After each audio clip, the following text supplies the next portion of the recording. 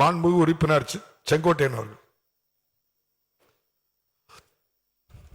மாண்புமிகு பேரவைத் தலைவர் அவர்களே, கிராம ஊராட்சிகள் பேராட்சியோடு இணைப்பது, கிராம ஊராட்சிகளை நகராட்சிகளோடு மாநகராட்சியோடு இணைக்கின்ற திட்டத்தின் மூலமாக கிராமங்களில் கிடைக்கின்ற பல்வேறு நலத்திட்டங்கள் அவர்களுக்கு கிடைக்காது போய்விடும் என்ற முறையில் கிராமங்களே ஒன்று திரண்டு இன்று அரசிற்கு மனுக்களை தந்து கொண்டிருக்கிறார்கள்.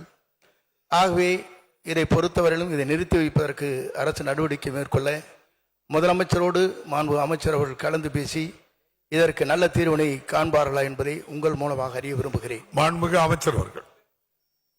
மாண்பு பேரவைத் தலைவர் அவர்களே, தமிழ்நாட்டில் மொத்தம் 12,000க்கு மேற்பட்ட ஊராட்சிகள் இருக்கிறது.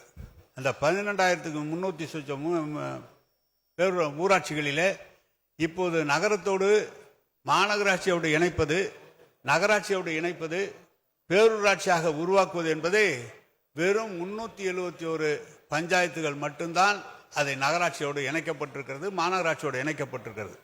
அது கூட 120 நாள் உங்களுக்காக நேரம் தரப்பட்டிருக்கிறது. உங்களுக்கு ஏதாவது அதில் பிரச்சனை இருக்குமானால் மாவட்ட ஆட்சித்தலைவரிடம் நீங்கள் எடுத்து சொல்லி அதை மாவட்ட ஆட்சித்தலைவர் மூலமாக எங்களுக்கு அனுப்பினால் எந்த ஊரை சேர்க்கலாம், எந்த ஊரை சேர்க்கக்கூடாது என்பதை முடிவெடுக்கலாம். அதற்கு இன்னும் 120 நாள் டைம் இருக்கிறது.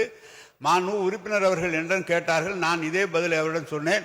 இருந்தும் சபையிலே அதை கேட்டதற்காக நன்றி. எந்த இடத்திலும் எந்த பகுதியிலும் மாநகராட்சியோடு இணைப்பதற்கு அவர்கள் ஒன்றும் எந்த இடத்திலும் பிரச்சனை செய்வதில்லை. புதிதாக தொடங்கப்படுகிற போது பேரூராட்சியாக உருவாக்கப்படும் போது 100 நாள் வேலை திட்டங்களை அங்கு இல்லாத போகும் என்ற நிலைதான் வருகிறது.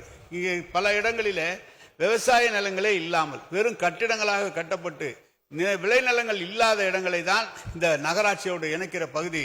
அதுவும் மாவட்ட ஆட்சித்தலைவர் அது ஒரு கமிட்டி நியமிக்கப்பட்டு அந்த கமிட்டியின் மூலம் ஆராயப்பட்டு மிக ஒரு 2-3 மாத காலம் பல கூட்டங்கள் நடத்தி ஆராயப்பட்டு 371 பஞ்சாயத்து மட்டும்தான் இணைக்கப்பட்டிருக்கிறது. அதுவும் உங்களுக்கு விருப்பமில்லை என்று சொன்னால் ஆட்சித்தலைவரிடம் நீங்கள் மனு தாருங்கள்.